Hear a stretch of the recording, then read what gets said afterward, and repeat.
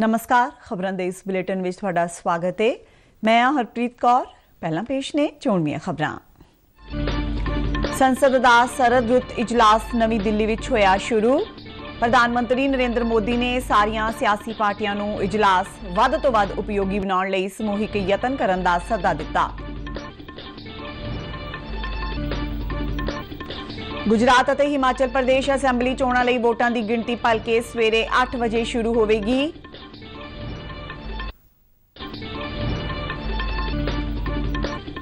रखिया माली प्रबंधन संबंधी चंडीगढ़ विच 3 दिना ऑनलाइन कोर्स का आयोजन।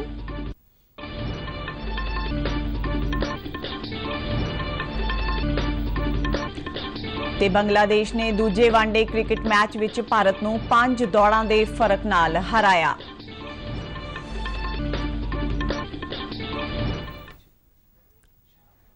ते हुण खबरां विस्तार नाल।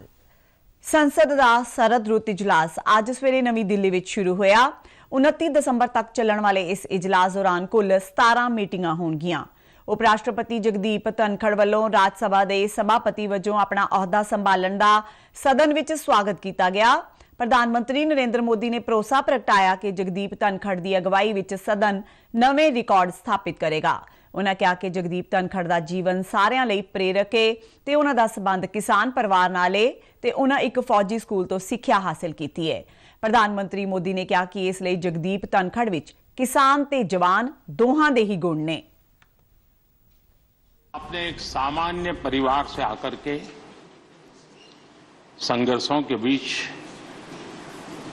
जीवन यात्रा को आगे बढ़ाते हुए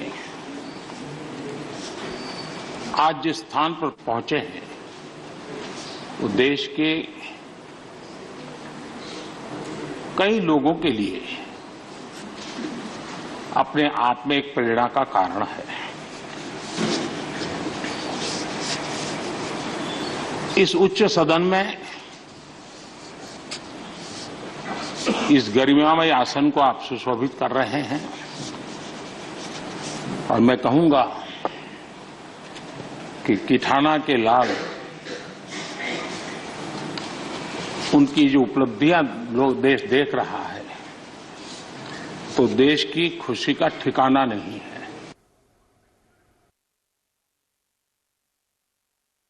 प्रधानमंत्री नरेंद्र मोदी ने सारियां सियासी पार्टियां नूं अपील की है कि वह संसद के सरद रुत इजलास नूं वध तों वध उपयोगी बनाउण लई समूहिक यतन करन।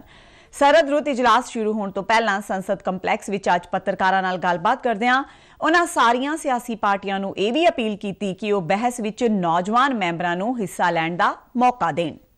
मैं सभी पार्टी के लीडर्स को और सभी फ्लोर लीडर्स को बहुत ही आग्रह करना चाहता हूं कि जो पहली बार सदन में आए हैं, जो नए सांसद हैं, जो युवा सांसद है,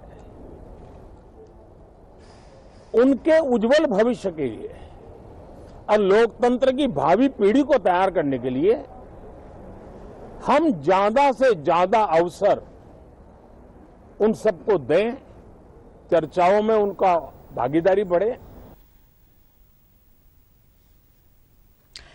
देश भर विच अज हथियारबंद फौज झंडा दिवस मनाया गया। यह दिवस हर साल अज दे ही दिन शहीदां ते मात भूमि की रखिया करन वाले हथियारबंद बलां दे जवानां नूं सन्मानित करन लई मनाया जांदा है। इस दिन झंडा दिवस फंड लई रकम इकट्ठी की जाती है जिस दी वरतों काम करदे जां साबका फौजियां दी भलाई लई कीती जाती है। रखिया मंत्री राजनाथ सिंह ने इस मौके अपने सुनेहे विच कहा कि यह दिन हथियारबंद बलां दी बहादरी, हिम्मत अते बलिदान नूं याद करन दा दिन ने। उन्हां सारिआं नूं बहादरां दी भलाई लई हथियारबंद फौज झंडा दिवस फंड विच योगदान देण दी अपील की है। हम आजादी के 75 साल पूरे होने के उपलक्ष्य में आजादी का अमृत महोत्सव मना रहे हैं। यह महोत्सव हमें अपने वीर सैनिकों और परिजनों के प्रति कृतज्ञता ज्ञापित करने का अवसर प्रदान करता है। मैं आप सभी से निवेदन करता हूं कि आप खुले मन से हमारे वीरों और उनके परिजनों की सहायता के लिए आगे आएं और जितना बन पड़े armed forces flag day fund में अपना योगदान देकर उनके प्रति अपनी कृतज्ञता ज्ञापित करें। ਗੁਜਰਾਤ ਅਤੇ ਹਿਮਾਚਲ ਪ੍ਰਦੇਸ਼ ਅਸੈਂਬਲੀ ਚੋਣਾਂ ਲਈ ਵੋਟਾਂ ਦੀ ਗਿਣਤੀ ਕੱਲ 8 ਨਵੰਬਰ ਨੂੰ ਸਵੇਰੇ 8 ਵਜੇ ਸ਼ੁਰੂ ਹੋਵੇਗੀ। ਚੋਣ ਕਮਿਸ਼ਨ ਨੇ ਦੋਹਾਂ ਹੀ ਸੂਬਿਆਂ ਵਿੱਚ ਅਮਨ ਨਾਲ ਗਿਣਤੀ ਲਈ ਵੱਡੇ ਪੱਧਰ ਤੇ ਪ੍ਰਬੰਧ ਕੀਤੇ ਨੇ। ਇਸ ਦੇ ਨਾਲ ਹੀ ਉੱਤਰ ਪ੍ਰਦੇਸ਼ ਵਿੱਚ ਮੈਨਪੁਰੀ ਲੋਕ ਸਭਾ ਹਲਕੇ ਅਤੇ 5 ਸੂਬਿਆਂ ਵਿੱਚ 6 ਅਸੈਂਬਲੀ ਹਲਕਿਆਂ ਦੀ ਜ਼ਿਮਨੀ ਚੋਣ ਲਈ ਵੋਟਾਂ ਦੀ ਗਿਣਤੀ ਕੀਤੀ ਜਾਏਗੀ। ਗੁਜਰਾਤ ਵਿੱਚ ਸਾਰੇ 182 ਅਸੈਂਬਲੀ ਹਲਕਿਆਂ ਲਈ 37 ਗਿਣਤੀ ਕੇਂਦਰ ਬਣਾਏ ਗਏ ਨੇ, ਜਦਕਿ ਹਿਮਾਚਲ ਪ੍ਰਦੇਸ਼ ਦੇ ਸਾਰੇ 68 ਅਸੈਂਬਲੀ ਹਲਕਿਆਂ ਦੀ ਗਿਣਤੀ 68 ਕੇਂਦਰਾਂ ਤੇ ਕੀਤੀ ਜਾਵੇਗੀ। ਇਨ੍ਹਾਂ ਕੇਂਦਰਾਂ ਤੇ ਮੋਬਾਈਲ ਫੋਨ, ਆਈਪੈਡ, ਲੈਪਟਾਪ ਤੇ ਹੋਰ ਰਿਕਾਰਡਿੰਗ ਉਪਕਰਨ ਲਿਜਾਣ ਤੇ ਪਾਬੰਦੀ ਰਹੇਗੀ। ਭਾਰਤੀ ਰਿਜ਼ਰਵ ਬੈਂਕ ਨੇ ਰੈਪੋ ਦਰ ਵਿੱਚ 35 ਆਧਾਰ ਅੰਕਾਂ ਦਾ ਵਾਧਾ ਕੀਤਾ ਹੈ। ਮੌਦਰਿਕ ਨੀਤੀ ਕਮੇਟੀ ਦੀ ਅੱਜ ਮੁੰਬਈ ਵਿੱਚ ਹੋਈ ਇੱਕ ਸਮੀਖਿਆ ਮੀਟਿੰਗ ਮਗਰੋਂ ਗਵਰਨਰ ਸ਼ਕਤੀਕਾਂਤ ਦਾਸ ਨੇ ਇਸ ਸੰਬੰਧੀ ਐਲਾਨ ਕੀਤਾ। ਰੈਪੋ ਦਰ ਹੁਣ 6.25% ਹੋ ਗਈ ਹੈ। ਅਕਤੂਬਰ ਤੋਂ ਦਸੰਬਰ ਮਹੀਨੇ ਦੌਰਾਨ ਉਪਭੋਗਤਾ ਮੁੱਲ ਸੂਚਕ ਅੰਕ ਤੇ ਆਧਾਰਿਤ ਮੁਦਰਾ ਸਫੀਤੀ 6.5% ਤੋਂ 6.6% ਰਹਿਣ ਦਾ ਅਨੁਮਾਨ ਹੈ। ਮਾਲੀ ਵਰੇ 2023 ਦੀ GDP ਦੀ ਵਾਧਾ ਦਰ 6.8% ਹੋਣ ਦੀ ਸੰਭਾਵਨਾ ਹੈ। ਸ਼ਕਤੀਕਾਂਤ ਦਾਸ ਨੇ ਕਿਹਾ ਕਿ ਪੇਂਡੂ ਖੇਤਰਾਂ ਵਿੱਚ ਮੰਗ ਵਿੱਚ ਸੁਧਾਰ ਹੋ ਰਿਹਾ ਹੈ ਤੇ ਸ਼ਹਿਰੀ ਖੇਤਰਾਂ ਵਿੱਚ ਵੀ ਖਪਤ ਵਧ ਰਹੀ ਹੈ। 3 ਦਿਨਾਂ ਰੱਖਿਆ ਮਾਲੀ ਪ੍ਰਬੰਧਨ ਸੰਬੰਧੀ ਆਨਲਾਈਨ ਕੋਰਸ ਦਾ ਆਯੋਜਨ ਕੰਟਰੋਲਰ ਰੱਖਿਆ ਲੇਖਾ ਪੱਛਮੀ ਕਮਾਨ ਚੰਡੀਗੜ੍ਹ ਤੇ ਹੈੱਡਕੁਆਰਟਰ ਪੱਛਮੀ ਕਮਾਨ ਚੰਡੀ ਮੰਦਰ ਵੱਲੋਂ ਚੰਡੀਗੜ੍ਹ ਵਿੱਚ ਕੀਤਾ ਗਿਆ। ਰੱਖਿਆ ਲੇਖਾ ਦੇ ਮੁੱਖ ਕੰਟਰੋਲਰ ਦਿਨੇਸ਼ ਸਿੰਘ ਨੇ ਆਪਣੇ ਉਦਘਾਟਨੀ ਭਾਸ਼ਣ ਵਿੱਚ ਰੱਖਿਆ ਖੇਤਰ ਦੇ ਫੈਸਲੇ ਲੈਣ ਵਿੱਚ ਮਾਲੀ ਨਿਯਮਾਂ ਅਤੇ ਵਿਨਿਯਮਾਂ ਦੇ ਮਹੱਤਵ ਤੇ ਚਾਨਣਾ ਪਾਇਆ। ਇਹ ਕੋਰਸ ਹਿੱਸਾ ਲੈਣ ਵਾਲਿਆਂ ਨੂੰ ਫੌਜ ਵਿੱਚ ਖਰੀਦ ਅਤੇ ਹੋਰ ਪ੍ਰਾਵਧਾਨਾਂ ਸੰਬੰਧੀ ਮਾਲੀ ਪਹਿਲੂਆਂ ਬਾਰੇ ਜਾਗਰੂਕ ਕਰੇਗਾ। ਉਨ੍ਹਾਂ ਰੱਖਿਆ ਲੇਖਾ ਮਹਿਕਮੇ ਦੀਆਂ 2 ਅਹਿਮ ਪਹਿਲਾਂ ਪ੍ਰਬਲ ਤੇ ਸਪਰਸ਼ ਬਾਰੇ ਵੀ ਗੱਲਬਾਤ ਕੀਤੀ। ਪੱਛਮੀ ਕਮਾਨ ਦੇ ਆਰਜ਼ੀ chief of staff major general GS ਕਾਲੋ ਨੇ ਪੱਛਮੀ ਕਮਾਨ ਵਿੱਚ ਵੱਡੇ ਖਰਚ ਨੂੰ ਦੇਖਦਿਆਂ ਬਿਹਤਰ ਮਾਲੀ ਪ੍ਰਬੰਧਨ ਦੀ ਅਹਿਮੀਅਤ ਤੇ ਜ਼ੋਰ ਦਿੱਤਾ। ਸਨ 1971 ਵਿੱਚ ਭਾਰਤ-ਪਾਕਿਸਤਾਨ ਜੰਗ ਦੌਰਾਨ ਬੈਟਲ ਆਫ ਡੇਰਾ ਬਾਬਾ ਨਾਨਕ ਦੇ ਨਾਇਕਾਂ ਨੂੰ ਭਾਰਤੀ ਫੌਜ ਦੇ ਜਵਾਨਾਂ ਨੇ ਸ਼ਰਧਾਂਜਲੀ ਦਿੱਤੀ। ਭਾਰਤੀ ਫੌਜ ਦੀ ਗੋਰਖਾ ਰਾਈਫਲ ਰੈਜੀਮੈਂਟ ਨੇ ਡੇਰਾ ਬਾਬਾ ਨਾਨਕ ਸ਼ਹੀਦੀ ਸਮਾਰਕ ਤੇ ਗਾਰਡ ਆਫ ਆਨਰ ਪੇਸ਼ ਕੀਤਾ। ਇੱਕ ਰਿਪੋਰਟ। ਸਨ 1971 ਦੀ ਭਾਰਤ-ਪਾਕਿਸਤਾਨ ਜੰਗ ਦੌਰਾਨ ਡੇਰਾ ਬਾਬਾ ਨਾਨਕ ਵਿਖੇ ਭਾਰਤੀ ਫੌਜ ਦੀ ਗੋਰਖਾ ਰਾਈਫਲ ਰੈਜੀਮੈਂਟ ਨੇ ਬਹੁਤ ਹੀ ਬਹਾਦਰੀ ਨਾਲ ਦੁਸ਼ਮਣ ਨੂੰ ਮੂੰਹ ਤੋੜਵਾਂ ਜਵਾਬ ਦਿੱਤਾ ਸੀ। ਇਸ ਜੰਗ ਦੇ ਸ਼ਹੀਦਾਂ ਦੀ ਯਾਦ ਵਿੱਚ ਹੀ ਹਰ ਵਰੇ 5 ਤੇ 6 ਦਸੰਬਰ ਨੂੰ ਡੇਰਾ ਬਾਬਾ ਨਾਨਕ ਦਿਵਸ ਵਜੋਂ ਮਨਾਇਆ ਜਾਂਦਾ ਹੈ। ਇਸੇ ਲੜੀ ਵਿੱਚ ਇਨਫੈਂਟਰੀ ਬ੍ਰਿਗੇਡ ਦੇ ਕਮਾਂਡਰ ਬ੍ਰਿਗੇਡੀਅਰ ਪ੍ਰਣੋਏ ਦੰਗਵਾਲ ਦੀ ਅਗਵਾਈ ਵਿੱਚ ਡੇਰਾ ਬਾਬਾ ਨਾਨਕ ਜੰਗੀ ਯਾਦਗਾਰ ਤੇ बैटल ऑफ डेरा बाबा नानक के शहीदों को श्रद्धांजलि दी गई। ये हमारे लिए एक बहुत ही महत्वपूर्ण दिन है, जिससे कि हम 1971 में जो हमारे यहाँ पर बहादुर जवानों ने और हमारी फौज ने लड़ाई लड़ी थी और बहुत ही बहादुरी से काम किया था, उसको याद करते हैं। जो हमारे शहीद हुए थे उस लड़ाई में, उन सभी को श्रद्धांजलि अर्पित करते हैं। ਬ੍ਰਿਗੇਡੀਅਰ ਦੰਗਵਾਲ ਨੇ ਸਮਾਜ ਦੇ ਹਰ ਖੇਤਰ ਵਿੱਚ ਕੰਮ ਕਰਨ ਵਾਲੇ ਲੋਕਾਂ ਨੂੰ ਦੇਸ਼ ਸਭ ਤੋਂ ਉੱਪਰ ਰੱਖਣ ਦਾ ਸੁਨੇਹਾ ਦਿੱਤਾ। अपने देश का नाम सबसे ऊपर रखें। सारे जो भी काम कर रहे हैं किसी भी क्षेत्र में, सबसे पहले देश आना चाहिए। और जो अपना नाम नमक और निशान जिसकी हम बात करते हैं, जो झंडा है, उसके लिए ही काम करना है, उसी की इज्जत के लिए काम करना है। अगर वो सोच के काम करेंगे तो कभी गलत नहीं होगा। ਬ੍ਰਿਗੇਡੀਅਰ ਦੰਗਵਾਲ ਨੇ ਕਿਹਾ ਕਿ ਸਰਹੱਦ ਪਾਰੋਂ ਡਰੋਨ ਭੇਜਣ ਦੀ ਸਮੱਸਿਆ ਨਾਲ ਨਜਿੱਠਣ ਲਈ ਫੌਜ ਪੂਰੀ ਤਰ੍ਹਾਂ ਤਿਆਰ ਹੈ। हम लोग अपनी तरफ से पूरे तैयार हैं और हम अलर्ट हैं। तो कोशिश जारी है कि जो अपना वो अटेम्प्ट कर रहा है ये ड्रोन वाले, उसको काउंटर करने के लिए हम अपने पूरे मेजर उठा रहे हैं। ਸਾਬਕਾ ਫੌਜੀਆਂ ਅਤੇ ਪਿੰਡ ਵਾਸੀਆਂ ਨੇ ਵੀ ਸ਼ਹੀਦਾਂ ਨੂੰ ਸ਼ਰਧਾਂਜਲੀ ਦਿੱਤੀ। ਬਿਸ਼ੰਬਰ ਬਿੱਟੂ ਨਾਲ ਸ਼ੇਸ਼ੂ ਸ਼ਰਮਾ ਸ਼ਾਂਤਲ, ਦੂਰਦਰਸ਼ਨ ਸਮਾਚਾਰ, ਜਲੰਧਰ। ਰੂਪਨਗਰ ਜ਼ਿਲ੍ਹਾ ਪੁਲਿਸ ਨੇ ਗੈਰ ਕਾਨੂੰਨੀ ਹਥਿਆਰਾਂ ਦੀ ਤਸਕਰੀ ਕਰਨ ਵਾਲੇ ਇੱਕ ਅੰਤਰਰਾਜੀ ਗਿਰੋਹ ਦਾ ਪਰਦਾਫਾਸ਼ ਕੀਤਾ ਹੈ। ਪੰਜਾਬ ਪੁਲਿਸ ਦੇ ਡਾਇਰੈਕਟਰ ਜਨਰਲ ਗੌਰਵ ਯਾਦਵ ਨੇ ਆਪਣੇ ਟਵੀਟ ਵਿੱਚ ਇਹ ਜਾਣਕਾਰੀ ਦਿੰਦਿਆਂ ਦੱਸਿਆ ਕਿ ਇਹ ਗੈਂਗ ਮੱਧ ਪ੍ਰਦੇਸ਼ ਤੋਂ ਆਪਣਾ ਕੰਮ ਕਰ ਰਿਹਾ ਸੀ। ਉਨ੍ਹਾਂ ਕਿਹਾ ਕਿ ਗਿਰੋਹ ਦੇ ਮੈਂਬਰਾਂ ਕੋਲੋਂ 20 ਪਿਸਤੌਲ ਅਤੇ 40 ਮੈਗਜ਼ੀਨ ਬਰਾਮਦ ਕੀਤੇ ਗਏ ਨੇ। ਮਾਮਲੇ ਵਿੱਚ FIR ਦਰਜ ਕਰ ਲਈ ਗਈ ਹੈ ਤੇ ਪੁੱਛਗਿੱਛ ਜਾਰੀ ਹੈ। ਗੌਰਵ ਯਾਦਵ ਨੇ ਕਿਹਾ ਕਿ ਗੈਰ ਕਾਨੂੰਨੀ ਹਥਿਆਰਾਂ ਦੇ ਨੈਟਵਰਕ ਵਿੱਚ ਸ਼ਾਮਿਲ ਹੋਰਨਾਂ ਵਿਅਕਤੀਆਂ ਖਿਲਾਫ ਵੀ ਸਖਤ ਕਾਰਵਾਈ ਕੀਤੀ ਜਾਵੇਗੀ।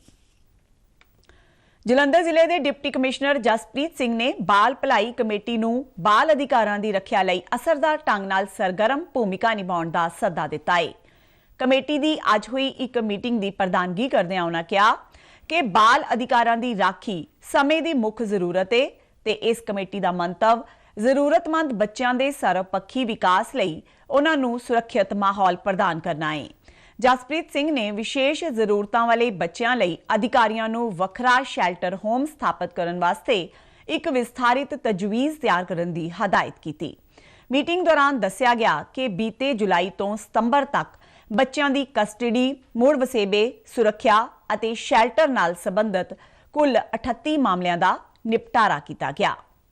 ਕੇਂਦਰੀ ਸਿਹਤ ਤੇ ਪਰਿਵਾਰ ਭਲਾਈ ਮੰਤਰਾਲਾ ਤਹਿਤ ਨੈਸ਼ਨਲ ਏਡਜ਼ ਕੰਟਰੋਲ ਸੁਸਾਇਟੀ ਵੱਲੋਂ ਦੇਸ਼ ਭਰ ਵਿੱਚ ਕਿਸ਼ੋਰ ਅਵਸਥਾ ਵਾਲੇ ਬੱਚਿਆਂ ਅੰਦਰ ਵੱਧਦੀ ਨਿਰਾਸ਼ਾ ਤੇ ਖੁਦਕੁਸ਼ੀ ਦੀ ਆਦਤ ਰੋਕਣ ਲਈ ਸਕੂਲਾਂ ਵਿੱਚ ਐਡੋਲਸੈਂਟ ਪ੍ਰੋਗਰਾਮ ਚਲਾਇਆ ਜਾ ਰਿਹਾ ਹੈ। ਇਸ ਸੰਬੰਧੀ ਪੰਜਾਬ ਰਾਜ ਸਿੱਖਿਆ ਤੇ ਖੋਜ ਸੰਸਥਾ ਨੇ ਅਧਿਆਪਕਾਂ ਦੀ ਸਿਖਲਾਈ ਲਈ ਮੋਗਾ ਜ਼ਿਲ੍ਹੇ ਦੇ ਪਿੰਡ ਘੱਲ ਕਲਾਂ ਸਥਿਤ ਕਾਲਜ ਵਿੱਚ ਅੱਜ ਇੱਕ ਐਡਵੋਕੇਸੀ ਮੀਟ ਦਾ ਆਯੋਜਨ ਕੀਤਾ।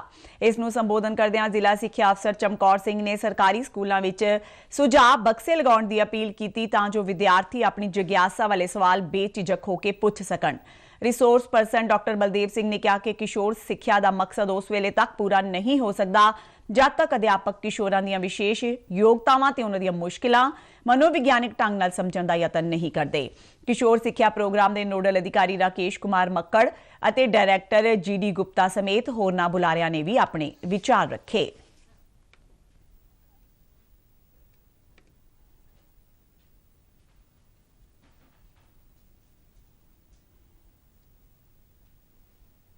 ਗੱਲ ਕਰਦੇ ਹਾਂ ਕ੍ਰਿਕਟ ਦੀ। ਬੰਗਲਾਦੇਸ਼ ਨੇ 3 ਵਨਡੇ ਕ੍ਰਿਕਟ ਮੈਚਾਂ ਦੀ ਲੜੀ ਦੇ ਅੱਜ ਢਾਕਾ ਦੇ ਕ੍ਰਿਕਟ ਮੈਦਾਨ ਵਿੱਚ ਖੇਡੇ ਗਏ ਦੂਜੇ ਮੈਚ ਵਿੱਚ ਭਾਰਤ ਨੂੰ 5 ਦੌੜਾਂ ਦੇ ਫਰਕ ਨਾਲ ਹਰਾ ਕੇ 2-0 ਦੀ ਅਗੇਤ ਲੈਂਦਿਆਂ ਲੜੀ ਤੇ ਵੀ ਕਬਜ਼ਾ ਕਰ ਲਿਆ। ਪਹਿਲੇ ਵਨਡੇ ਮੈਚ ਵਿੱਚ ਵੀ ਭਾਰਤ ਨੂੰ ਹਾਰ ਦਾ ਸਾਹਮਣਾ ਕਰਨਾ ਪਿਆ ਸੀ। ਅੱਜ ਟਾਸ ਜਿੱਤ ਕੇ ਪਹਿਲਾਂ ਖੇਡਦਿਆਂ ਬੰਗਲਾਦੇਸ਼ ਨੇ 50 ਓਵਰਾਂ ਵਿੱਚ 7 ਖਿਡਾਰੀਆਂ ਪਿੱਛੇ 271 ਦੌੜਾਂ ਬਣਾਈਆਂ। ਜਵਾਬ ਵਿੱਚ ਭਾਰਤ ਦੀ ਟੀਮ 9 ਵਿਕਟਾਂ ਗਵਾ ਕੇ 266 ਦੌੜਾਂ ਹੀ ਬਣਾ ਸਕੀ। ਆਖਰੀ 2 ਗੇਂਦਾਂ ਤੇ ਭਾਰਤ ਨੂੰ 2 ਛੱਕਿਆਂ ਦੀ ਲੋੜ ਸੀ। ਕਪਤਾਨ ਰੋਹਿਤ ਸ਼ਰਮਾ ਨੇ 5ਵੀਂ ਗੇਂਦ ਤੇ ਛੱਕਾ ਲਗਾਇਆ ਪਰ ਆਖਰੀ ਗੇਂਦ ਤੇ ਉਹ ਅਜਿਹਾ ਨਹੀਂ ਕਰ ਸਕੇ। ਤੀਜਾ ਤੇ ਆਖਰੀ ਮੈਚ 10 ਦਸੰਬਰ ਨੂੰ ਚਟੋਗ੍ਰਾਮ ਦੇ ਜ਼ਹੂਰ ਅਹਿਮਦ ਚੌਧਰੀ ਸਟੇਡੀਅਮ ਵਿੱਚ ਖੇਡਿਆ ਜਾਵੇਗਾ। ਜਾਣਦੇ ਹਾਂ ਮੌਸਮ ਦਾ ਹਾਲ। ਪੰਜਾਬ ਵਿੱਚ ਠੰਡ ਦਾ ਜ਼ੋਰ ਲਗਾਤਾਰ ਵਧ ਰਿਹਾ ਹੈ। ਮੌਸਮ ਵਿਭਾਗ ਨੇ 9 ਤੋਂ 11 ਦਸੰਬਰ ਤੱਕ ਸਮੁੱਚੇ ਪੰਜਾਬ ਵਿੱਚ ਸੰਘਣੀ ਧੁੰਦ ਪੈਣ ਦੀ ਚੇਤਾਵਨੀ ਦਿੰਦਿਆਂ ਯੈਲੋ ਅਲਰਟ ਜਾਰੀ ਕੀਤਾ ਹੈ। ਇਸ ਦੌਰਾਨ 5.6 ਡਿਗਰੀ ਸੈਲਸੀਅਸ ਘੱਟੋ ਘੱਟ ਤਾਪਮਾਨ ਨਾਲ ਬਠਿੰਡਾ ਅੱਜ ਸੂਬੇ ਵਿੱਚ ਸਭ ਤੋਂ ਠੰਡਾ ਸ਼ਹਿਰ ਰਿਹਾ। ਰੋਪੜ ਵਿੱਚ ਘੱਟੋ ਘੱਟ ਤਾਪਮਾਨ 5.7 ਜਦਕਿ ਹੁਸ਼ਿਆਰਪੁਰ ਵਿੱਚ 5.9 ਡਿਗਰੀ ਸੈਲਸੀਅਸ ਦਰਜ ਕੀਤਾ ਗਿਆ। ਭਾਵੇਂ ਦਿਨ ਵੇਲੇ ਧੁੱਪ ਨਿਕਲ ਰਹੀ ਹੈ ਪਰ ਇਸ ਦੇ ਸੇਕ ਵਿੱਚ ਕਾਫੀ ਕਮੀ ਆਈ ਹੈ। ਖਬਰਾਂ ਦੇ ਬੁਲੇਟਿਨ ਸਾਡੇ ਦਰਸ਼ਕ RNU DDK ਜਲੰਧਰ ਦੇ YouTube ਚੈਨਲ, Facebook ਪੇਜ ਤੇ Twitter ਹੈਂਡਲ ਤੇ ਵੀ ਦੇਖ ਸਕਦੇ ਨੇ। ਤੇ ਬੁਲੇਟਿਨ ਦੇ ਅੰਤ ਵਿੱਚ ਚੋਣਵੀਆਂ ਖਬਰਾਂ ਇੱਕ ਵਾਰ ਫਿਰ ਤੋਂ। ਸੰਸਦ ਦਾ ਸਰਦ ਰੁੱਤ ਇਜਲਾਸ ਨਵੀਂ ਦਿੱਲੀ ਵਿੱਚ ਹੋਇਆ ਸ਼ੁਰੂ। ਪ੍ਰਧਾਨ ਮੰਤਰੀ ਨਰਿੰਦਰ ਮੋਦੀ ਨੇ ਸਾਰੀਆਂ ਸਿਆਸੀ ਪਾਰਟੀਆਂ ਨੂੰ ਇਜਲਾਸ ਵੱਧ ਤੋਂ ਵੱਧ ਉਪਯੋਗੀ ਬਣਾਉਣ ਲਈ ਸਮੂਹਿਕ ਯਤਨ ਕਰਨ ਦਾ ਸੱਦਾ ਦਿੱਤਾ।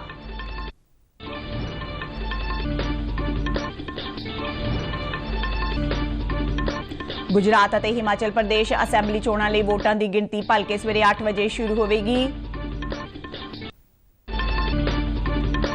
ਰੱਖਿਆ ਮਾਲੀ ਪ੍ਰਬੰਧਨ ਸੰਬੰਧੀ ਚੰਡੀਗੜ੍ਹ ਵਿੱਚ 3 ਦਿਨਾਂ ਆਨਲਾਈਨ ਕੋਰਸ ਦਾ ਆਯੋਜਨ।